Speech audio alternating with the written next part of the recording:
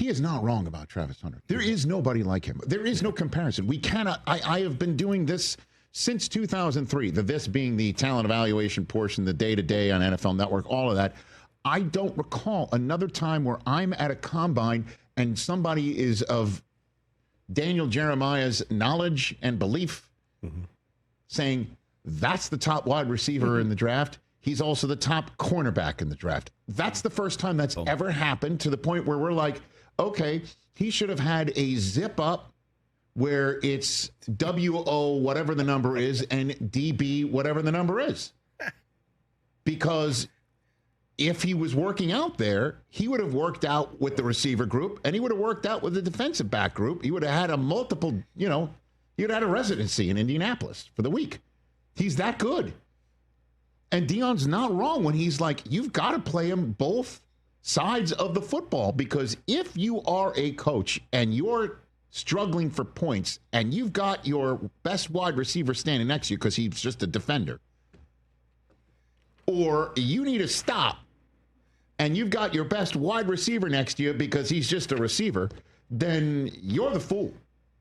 And it will cost you. You've got to have this kid out there in the fourth quarter. He's got to play every snap, doesn't he? If it's a one-possession game. Kind of physically pretty tough, though. Hey, but guess what? Really happen, Rich. I don't know.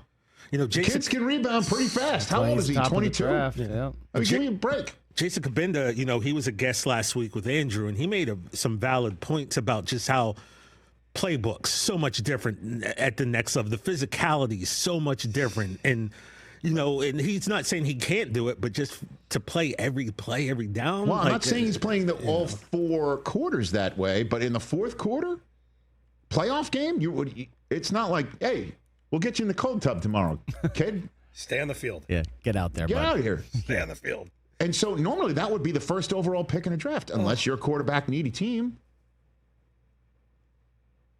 Which is why Cam Ward is the conversation in Tennessee, because Shedur's conversation, there's one of these kids in every draft. One of these kids in every draft where it's just like, yeah, but. Yeah, but. Yeah, but. And it's just like, yeah, but he didn't work out. Yeah, but his Zooms he wasn't enthusiastic. Yeah, but he's not tall. He's not this. He's not that. Yeah, but. Well, what was the one over the weekend that he pats the ball so we know where he's throwing it? Yeah, but. And it sure looks like Shedeur is the yeah, but kid of this draft. Yeah, but, he's Deion's kid. So, of course, he's going to talk him up. Yeah, but he needed his dad to be his coach. Yeah, but. He's not into football as much as he should be because he's into himself. You know what I mean? And then at some point, the kid will work out, and then all of a sudden it's like, oh, okay. And that's what the Shadur showcase was kind of about. And now you're hearing, the Browns send their entire brass to go have dinner with him and all that sort of thing. And I know Deion's saying they should be 1-2. So the Titans should stick with Will Levis and go for Travis, and then the Browns should go get Shedeur. Now, if Will Levis only had a better first year, I guess, as the full-time starter, that would be possible. I just don't think the Tennessee Titans are going to go something other than quarterback, and it's decision like Cam Ward or Shedeur there. I just don't see it being 1-2 as much as Deion. I get what he is saying, and I understand it. Part of that is the showcasing. All right, let's not call it a pro day. It's a showcase. I get it. And if they do go 1-2, that would be amazing. Unbelievable. It would be shocking. Yeah. Then Cam Ward would be in the NFC East. That's for damn sure. And Abdul Carter would be a Patriot. Now that would happen. Sign me up. Or I can't imagine Travis Hunter getting past the Giants. No way. I can't imagine. Unless they are sold on Shedeur, then they go get Shedeur. Yeah, it'd be pretty stunning if Travis Hunter's not one of the top 3 picks at this point. Because if you're Dion, why wouldn't you want Shedeur to go to New York City and then have Russell show him some ropes in the quarterback room? Yeah. With Daboll being the coach, and I know Daboll's on a hot seat, but Daboll's an excellent coach. But that's my opinion of having heard Dion say he's not a gambling man. First of all, I mean, I've seen the man split eights. Okay? Of course, against the 7.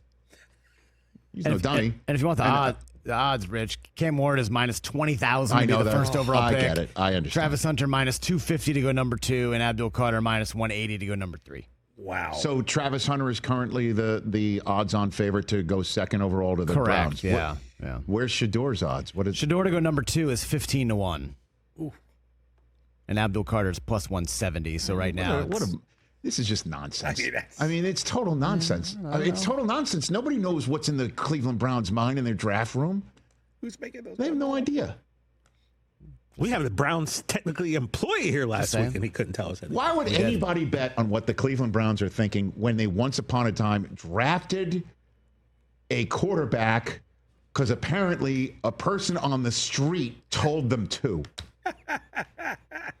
Please explain. Johnny Manziel got drafted. Yeah. because the homeless guy talked to. Yeah. Apparently. I'd never heard He that. has them. Yeah, that's the story.